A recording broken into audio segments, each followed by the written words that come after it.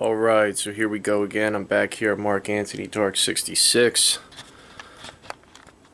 Giving it to you again here with some more musical advice, tips, and tricks to help you on your musical journey to become successful as a musician. Here we go. Let's get into it. Alright, so,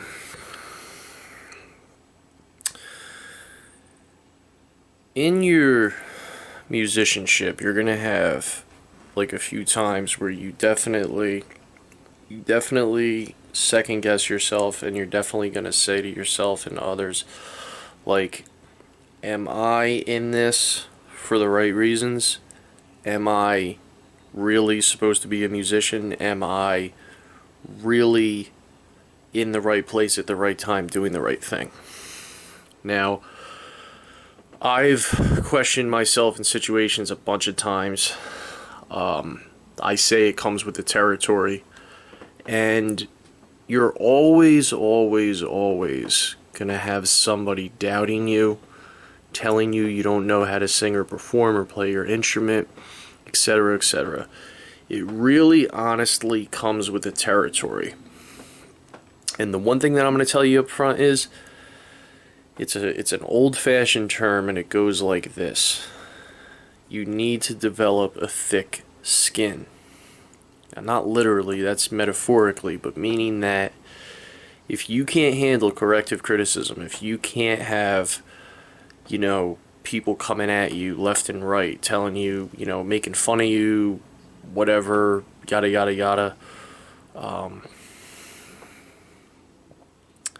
making fun of you and or being serious with you, telling you that you should stop performing music, this is not for you.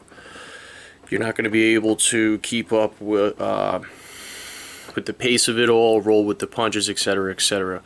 Pros go through it all the time, and I would even say behind the scenes, depending on who you work with, it could even get somewhat abusive in terms of, like leadership, and your job as a musician can be very stressful, and some musicians have even claimed that it can become abusive to a certain point in terms of like your mental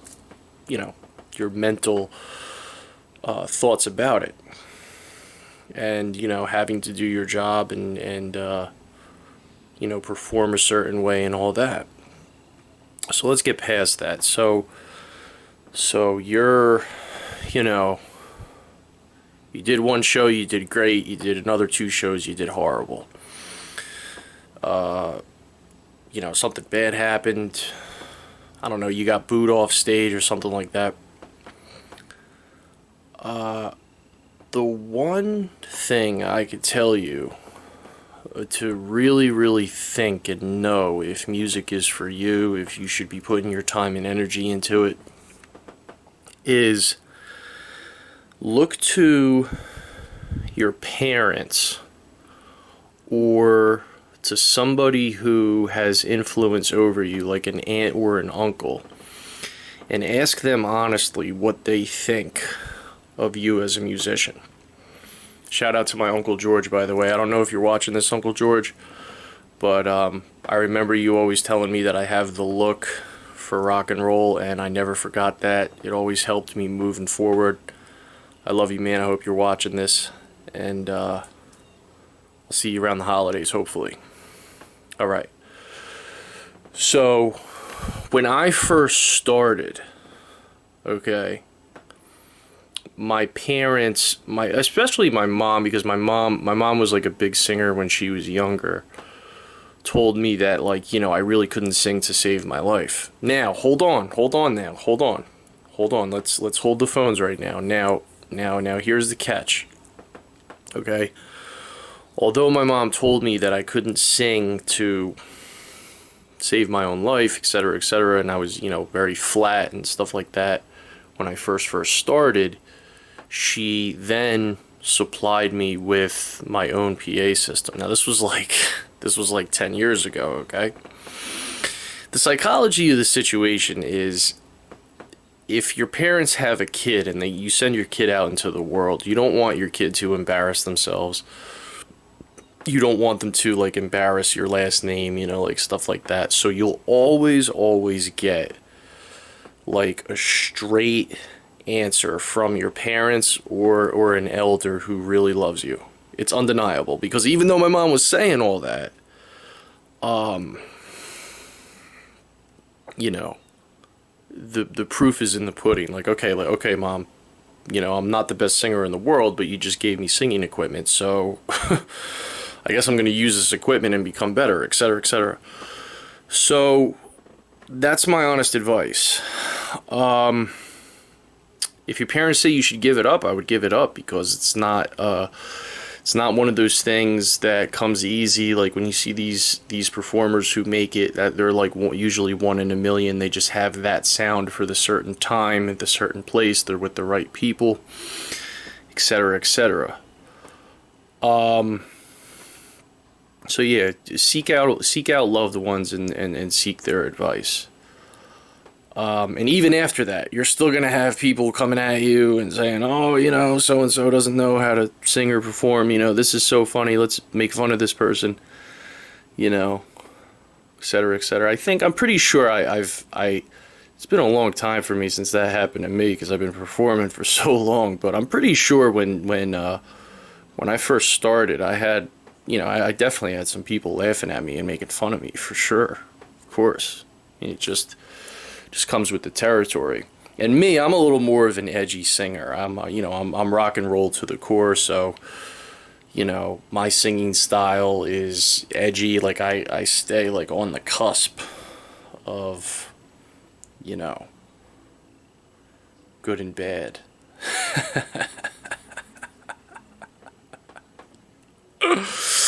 Oh man, shout out to Bill Fallon, man. And then I always had Bill Fallon in my corner. Like that's my big source of confidence. Is I would always. My dad never ever flattered me as a singer, but the one thing that I know about my dad, Bill Fallon, that always kept me singing was, whenever we talked about music, he always kept it really serious with me. And he was just like, hey, look, man, the next time you sing, you got to do this. The next time you sing, you got to do that. When you're doing this song, do this. So I knew. So I'm saying to myself, okay, my dad's taking me really seriously. Like, okay, like I got to start taking this really seriously. You know? So there you go. That's my best advice. Your parents who love you, you know, somebody influential would never steer you wrong. So stick with them, see what they say, and see if it's for you. Maybe it is, maybe it isn't, I don't know. So here comes the next topic real quick. Next topic is classically trained musicians.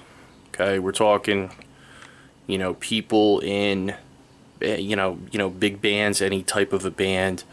We're talking like, you know, high school bands, military bands, you know, orchestra bands, stuff like that. Now, when you come across those types of musicians, they're the real deal.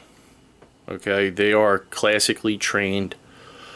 You know, and when you interact with them, you have to give them a little bit more of a respect in terms of what you're trying to achieve as a musician, because I've come across those types and I always try to be respectful. I always try to hold my respect, because that style of music is always the proper way. I'm not putting myself down, okay, but, you know, I'm just a rock singer, and, you know, if you sing the wrong way, you could really, like, hurt your vocal cords. I'm just saying that. So when you come across these guys, like, if you really meet, like, a classically trained pianist or a classically trained vocalist, you always have to hold your respect. And even if you're arguing or you disagree or you break up in a band, you should always try to take away some knowledge that they give you in the situation. Okay, because I just went through a band breakup recently, and I was working with somebody classically trained, and they gave me some advice. I disagreed with it. Okay, I'm not saying you're not allowed to disagree, but I held my respect. We broke up, and I'm doing now what they had mentioned. I'm always trying to better myself, always taking it a step further, always trying to be better, always trying to improve. And if you ever come across those classically trained musicians, try to absorb that, okay? Because there's a huge difference, okay, between Mark Anthony Dark 66 singing rock and roll and going to see the eighth string orchestra, in an amphitheater.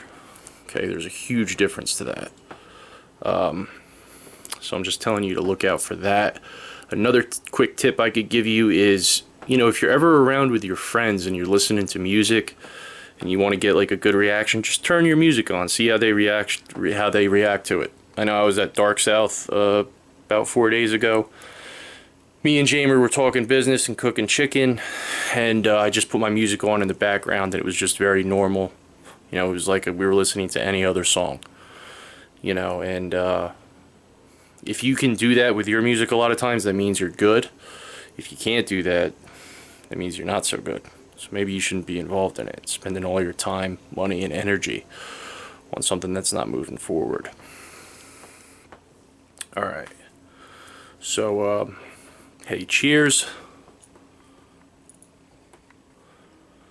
Cheers to all my, former musicians, ex-bandmates, acquaintances in the music industry, etc. This one's for you. Thank you for, thank you for the, success that you've given me up until this point. I have no hard feelings. I love you all. Stay classy.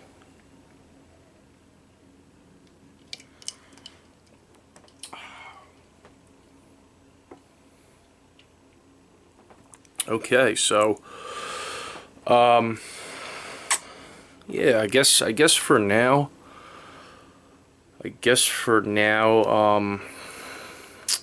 that's all the advice for that segment. If I could think of some more, I'm doing some research on some music topics. I'll get you by the end of today. We're kind of at the end of summer now, so I'm always looking for new musical endeavors, but I gotta think of a hot topic, and I'll get back to you next time. Mark Anthony Dark 66. See you later.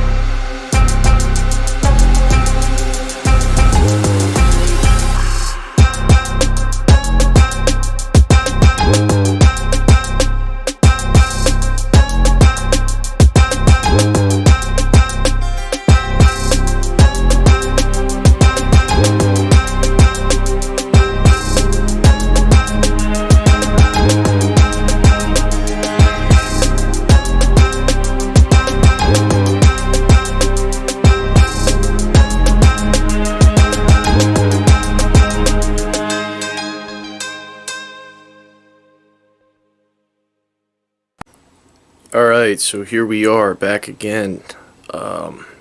Fourth movie, Dark South Limited. Mark Anthony Dark 66, that is my name.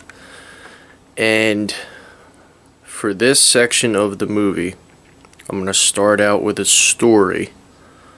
And then from that story, I'm going to get into more musical advice and more situational music tips that you can use in your band, as a solo artist, even as a producer. You can use these tips in your musician journey to become better, to become more applicable in the music industry at whatever level you're doing it at, and to ultimately bring you success. Alright, so let me start this out with a story, tell you a little bit more about myself. The first thing I want to say is this new generation doesn't really know a whole lot about storytelling. There is an art to storytelling, and in other words, when you watch my movies, they're not going to be all hyped up with all these little graphics and enhancements and sound effects and all this stuff. Okay, when you watch my movies, you're going to get a raw, real person telling you real life events, and just very to the point.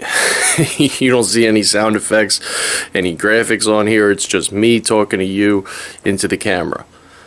So anyways, that's basically what we do here at Dark South. We try not to do anything too fancy, even though we are official YouTube stars. Shout out to Jamer. Our page is now monetized. Dark South is open for business. I am Mark Anthony Dark 66. Alright, let's get into this. So one of my nicknames throughout the years that I've acquired, one of my most dominant nicknames, I actually got this nickname from my dad. My dad, Bill Fallon. He called me the Big Cat. Now, how did I get that name?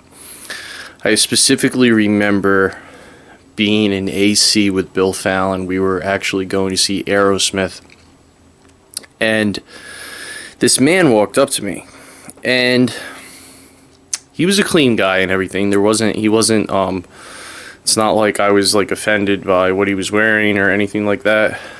But when this man comes up to me, right, he this man invaded my personal space. Like he didn't put his hands on me or anything like that, and it's not like he smelled or anything like that. He just got very he stood very, very close to me. I was just walking the boardwalk in AC with my dad, and whether you're a dog or cat owner, there could be differences. There could be some similarities. But when this man walked up to me into my personal space, I didn't engage the conversation. I just kind of scurried away from him, like a cat does. If any of you watching this owns a cat and you go to pet a cat, they're a little more squeamish or evasive than dogs are. So from that point on, my nickname was Big Cat. So I just wanted to share a little bit about that being part of my personality with you guys. So I'm Mark Anthony Dark 66, aka Big Cat. Alright, so moving on to the musical advice. Let's see.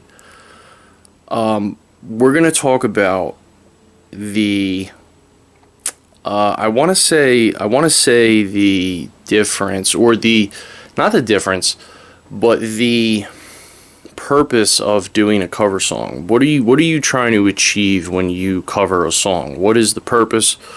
What is the angle? What are you trying to do as a musician when you do a cover song? Because there's so many different angles that you can look at that are important in terms of what you're trying to achieve, what you're doing, and what is the purpose of a cover. Now, the first thing I'm going to say is there is a difference between being a cover band and being a tribute band. Okay, I'm going to say that again. There's a difference between being a cover band and being in a tribute band. Now me, as an artist, I just do covers. I've always just done covers. I did a little bit of solo songwriting and original work with one guitar player. That was a very long time ago.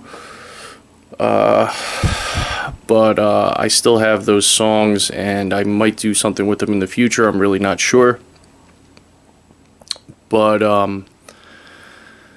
when you are covering a song as a musician, you are essentially saying, I have what it takes to rise to the occasion to make this song something really entertaining and good and listenable.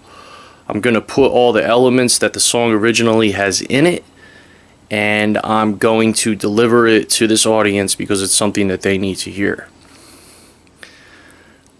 I would even go further to say that you are looking for more of an over-embellishment to the music, because maybe this song is from the past, and essentially you don't want to necessarily compete with the artist, but you want to do what you can do to make that song sound better than the original, or more enhanced, or whatever. You want to make it yours. You don't want to sound exactly like the other artist unless you are some sort of a tribute band, or if you're paying tribute to that artist and you want to mimic exactly how they sound. There are such bands out there. I'm not saying that. Now, I'm going to give you 3 examples of professional cover songs that are out there now that you can listen to, that are very, very, very spot on over embellishment remakes of the original, to the point where, wow, this might be better than the original. I'm really impressed with this, etc., etc., etc. So the first song that I'm going to tell you to look up is by the band Metallica. This song is called Turn the Page. It's originally a Bob Seger song, but this song is by Metallica. It's called Turn the Page. Okay, look that song up. Another one would be let me think off the top of my head. Oh, that's right. That would be Tool, No Quarter. Tool covered a Led Zeppelin song. They did a remake of it. It's totally amazing. The third cover song that I'm going to tell you to look up is Come Together by Michael Jackson. He covered a Beatles song. And these songs are really, the artists are just being themselves, over embellishing the original song and kind of like putting their own twist on it and making their own statement within the song. That, I really, in my opinion, that's honestly what I feel you want to do as a pro musician. When you do a cover song, you want to always try to make the music better. You always want to try to make it better. Otherwise, why are you there? Because you're already giving the original songwriter credit. But nobody wants to hear the same exact song from 2 different artists 2 times in a row. I mean, wow. I've never done that with any CD I've ever bought in. I mean, I know we don't really buy CDs too much anymore, but that'll be my next topic. But you want to put your own spin on it. You want to put your own stamp on it. You're not there as a tribute band. You're not trying to intimidate anybody. Intimidate or imitate anybody. You're there to say, hey, look, this is me. This is how I'm going to sing the song, and this is how it should go. While you pay respect to the original songwriter, the original composer, you're there to bring it to a new audience on a different level and make it something spectacular. That's what you're trying to do when you cover somebody else's music. Mark Anthony, Dark 66, fourth movie. Here we go. Alright, ladies and gentlemen, we are back again. I am Mark Anthony, Dark 66. The name of the company that manages me is Dark South Limited, and we are here once again bringing you more musical tips, tricks to make you an overall better musician. And part of your success deals with me sharing my successes and failures here so you can become better when you go out there into the real world. Alright, so let's get into this. So, we are, for this session of the movie, we are going to open up the comments section to musicians out there who are either struggling, are worried about struggles in the future, etc., etc. In the comments, first you gotta like and subscribe, but after you do that, after you like and subscribe to my channel, I would like you to answer these questions. The first question is, in what ways has music impacted your life? This is very, very important. I would like you to share that in the comments so I could just get a better view of who you are as a musician, how you view music, what your experience level is, etc., etc. Do you play any musical instruments? And what would be your comments and or concerns about what you're currently facing, either in a band, as a solo artist, etc., etc. The list goes on and on and on and on and on. It never ends with music. Never ends. I always thought because it's one of the hardest jobs in the world that's why musicians get paid so much, but that doesn't always that's not always the case, right? Anyways, alright, so let's get into some more of this. Okay, I actually have an Easter egg, or a nugget, if you will, for my fans, my subscribers. And this question is, a lot of times with questions that I get from other people, or I get good musical questions from influential people in my life because they know I'm a musician, sometimes I answer that question with an example. Okay, so this question would be, what makes a song lyrically successful? Now, there's so much music out there. You can't really answer that one way. Okay, but YouTube always wants you to reinvent things and be innovative and try new ideas. There is one song that I've always listened to that stood out to me just lyrically. I'm saying just lyrics. This song is called American Pie, and it's written by the artist Don McLean. Now, part of the Easter eggs and the nuggets, whatever order you want to put that in, is not only is that such a great lyrical song,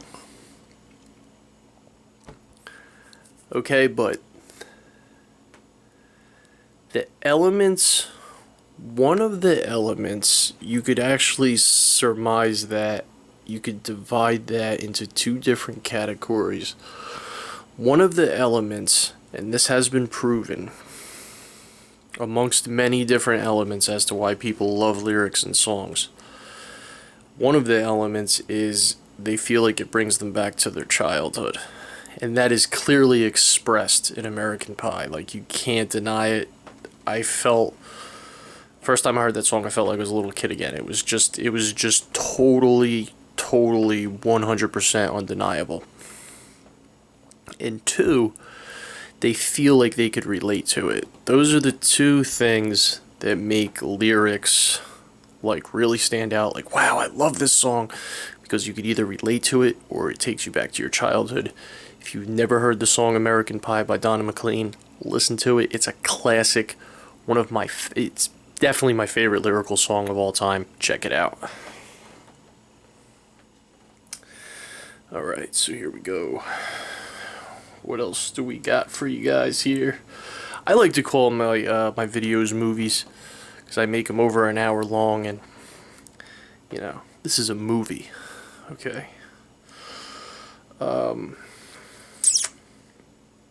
And I do a little acting. Just a little, though. I'm not the best actor in the world, but I do a little bit of acting.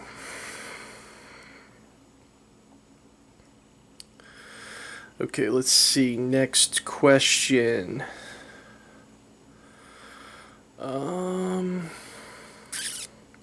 What are the main components of a song structure? Now, the main components of a song structure, as you would even see in American Pie, is a little different.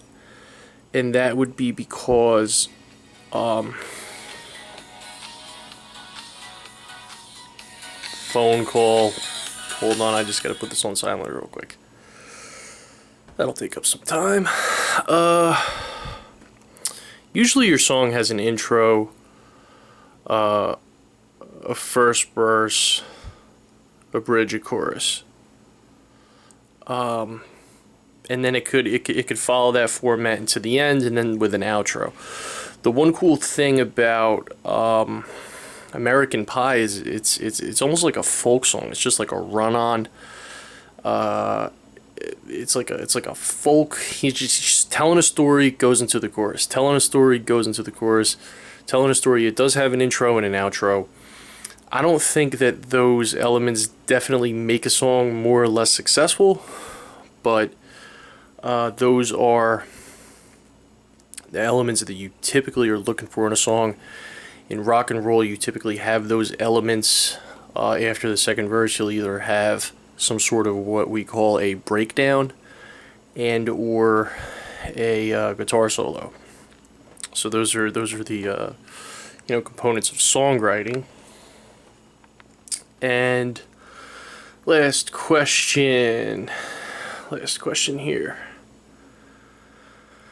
Okay.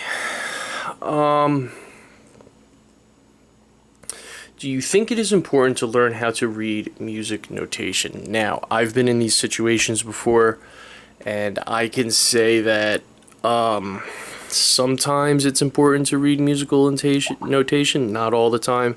I would say for classical composers, it's a must. For somebody who's in a rock band, not necessarily. For one of you who does one or the other, it's always good. Like I said in my first movie, I'll say it again, it's always good to take a music class. Okay, and then for those of you who just read music, it's good to get in touch with having an ear for music, listening for the music with your ear. I wouldn't say one makes you more successful than the other, and vice versa. I've always been a rock singer. I do a lot of my stuff by sound. I could hear it.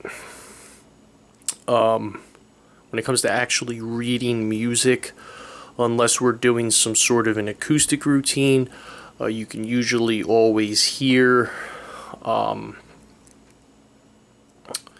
sound of the music. I mean, I've been a cover song artist, so I could always just match my voice to like how I'm singing in the song. Has never been really a big problem for me.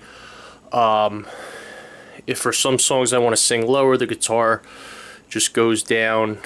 The guitar will, I believe, in some songs maybe go down a half step. I don't know, I'm just thinking off the top of my head, but I've been in those types of situations before. Don't quote me on that, but it's something or another. If I'm singing a song in a higher alto but my voice is lower, That would count as reading music, singing music. I've done that before. Anyways, so I think it's important in certain cases, not all cases. In any type of a band, it always depends on the people involved. That's what matters most. And what is the final product? What is the final product? How is everything sounding as a whole? How are the different elements of the music coming together, etc., etc.? That is the number one, first and foremost, in my opinion, important factor in making music, being in a band, excuse me, etc., etc., etc. So, there's my honest opinion. Feel free to comment your questions, concerns. I would love to help you guys out. Now I can't make a promise that I can answer every single one, but if I can even make a fan video where I just answer all questions, that would be great. A fan movie, I call it movie, not a video. This is Dark South Limited. My name is Mark Anthony Dark 66. I love being here to help you guys go make some good music out there in the world, and I'm always here to help you. Alright, ladies and gentlemen, back once again. I am Mark Anthony Dark 66. The name of my company is Dark South Limited, and we are back again giving you more music tips, tricks to make you an overall better musician.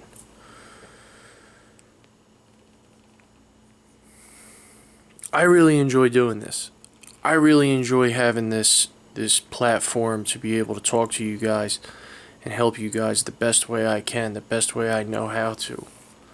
Gives me a lot of satisfaction, and I like how the musical game is reinvented here, where I don't even have to be in your band to help you succeed in your band. And makes me feel good. Alright, so this part goes out to all my singers. Alright, if you're a singer, hey look, I sing rock. It's okay. We sing different styles. We can still get into it. You can help me. I can help you. I will say I have a lot of experience, though. I probably have a lot of experience, more than most of y'all. I started singing when I was about 20 years old. I'm not saying what my age is. It's part of my job. Gotta stay cool, gotta stay young, gotta stay fly. I'll just let you guess what my age is, but I ain't telling you.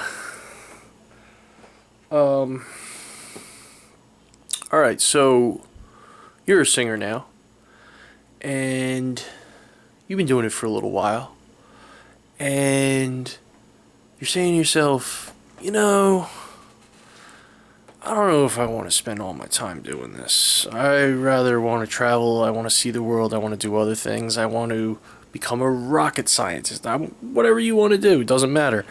You don't want to be a singer. Here's some questions that you can ask yourself to find out if you really think singing is for you. Number one, are you a good singer? Now, this isn't based on yourself. This is based on all of your experiences singing, performing, doing shows out in public, anywhere and everywhere. How do people react when you sing? Do they like it? Do they not like it? Do they applaud? Do they not applaud? Does anybody criticize you? Etc., etc., etc. That's the first question you want to ask yourself based on how others react.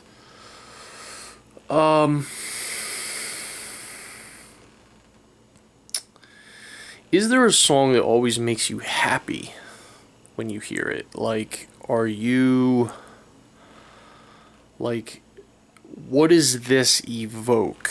What is like a happy, joyful feeling that this song evokes in you, and why? Why does it do that for you? Because we're all unique. We're all designed differently. We've all had different life experiences. That's so unique onto yourself. Now, when you can find out why you have that happiness or that joy, you can find out a lot more about how you transform yourself into a real singer. Because even though I'm a rock singer and I'm not, like, I wouldn't really say that I'm American Idol material, but hey, I put on a good show, okay? And as I've said in movies past, okay, if you come see me live, if I'm still going to be performing live in the future, I got to see where my modeling career takes me also, but you got to stay tuned. Anyways, we're going to get into that next movie. I am not talking about modeling right now. When you learn what evokes your emotions, and you learn how to transfer that emotion into the music, that's when you're going to get good. That's when you're going to be awesome. That's when I'm going to give you a thumbs up on your page, and I'm going to be like, wow, this singer has really grown. I'm really proud of them. You know, because even though I'm not the best, like, trust me, I don't want to win any singing competitions or whatever. All you guys have done that. I think that's spectacular, okay? You come see me perform, you're gonna feel it. You are gonna, you go to my page right now, Mark Anthony Dark 66, you see me do my cover songs, you are gonna feel how I feel. That's what I'm good at. Bringing the attitude, bringing the heart, making you feel what the music is saying.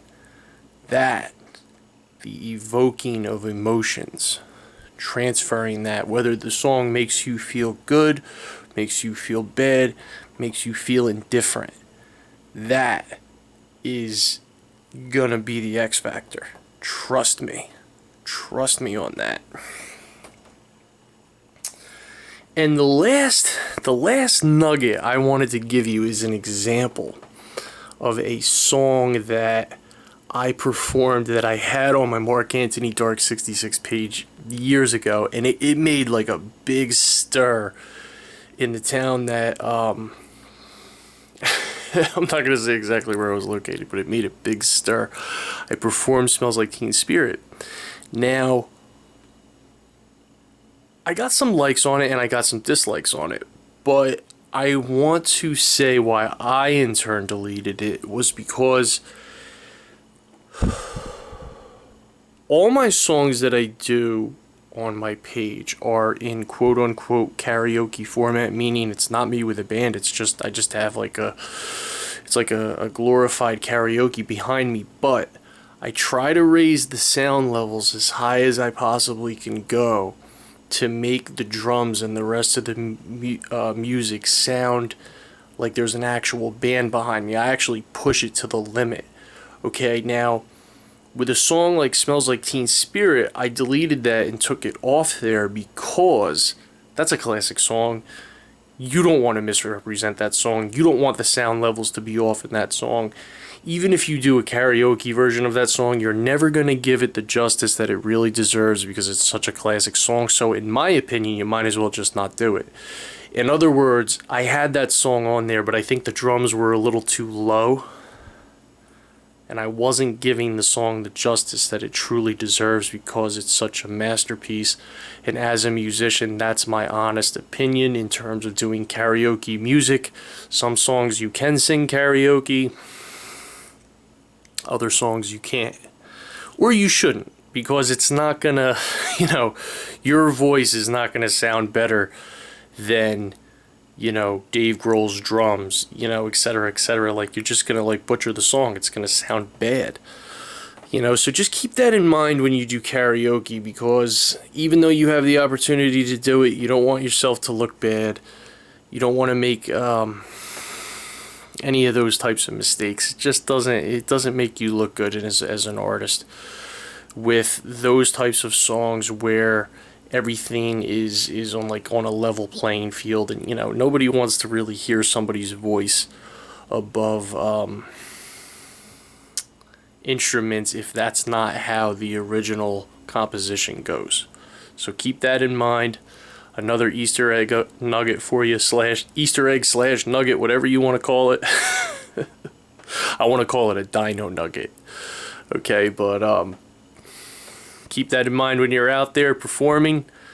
Happy to help you guys again. I am Mark Anthony Dark 66. See you later.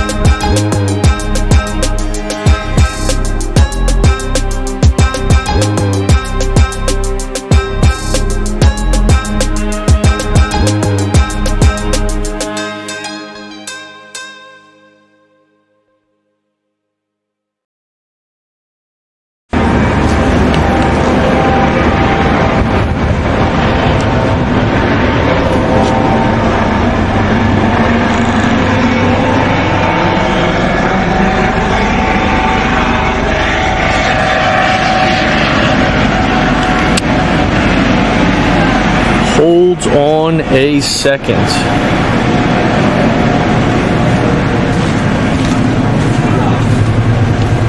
Jamer! Hey, what's up, man? What's up? How you doing? Well, the powers that be are changing again. They're thinking you need to be a model, man. Oh, really? Alright, take the camera. Yeah, they're thinking about moving you from artistry to modeling. What are your thoughts? Yeah, sure. I mean, you know, since the band broke up and everything, I have some more free time. And, you know, I've done amateur modeling on and off since I was about 14 years old. I had a portfolio a while ago, but I got rid of it because I wasn't really that impressed with... Like, my hair wasn't as trained at the time, my diet was a little different. I just looked, to me, I looked like a totally different person. But I was younger. Now I'm more mature and, you know, I can handle it a lot better, so. Well, that's what the powers that be wanted to hear. We're probably going to get you a nice camera and the whole 9 yards. Probably some models and some groupies together to take some pictures with you. We'll probably, of course, put it on the site. Yeah. And we'll hopefully get you some work real soon. Obviously, Dark South is doing really well, and we're here for you, my friend. Thank you, man. I love working with Dark South. They help me out with everything, and I definitely don't feel alone working with Dark South. You know, I mean, me and Jamer are kind of like best friends. We're like brothers, so. You know. Yep. So we're gonna set you up, and we're gonna get you going, and hopefully we'll see you real soon on the next video. Yeah. I just wanted to add real quick that my mom was a professional model for... Yeah, I remember her. That was good. Yeah, my mom was a professional model. You know, I don't just think of these things. It's like, you know, it's kind of like in my blood. Yeah. My mom was a pro model for Levi and Strauss when she was like in her late teens, early 20s. And basically... she made good money at it.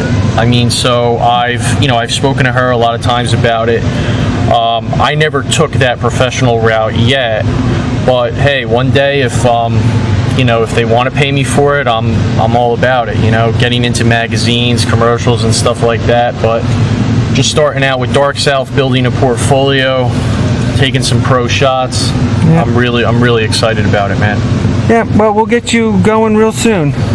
And really happy that we were able to help you out in that area. Thanks a lot, man. Well, the powers that be are calling. All right, man. So, be cool. All right, man. See you later.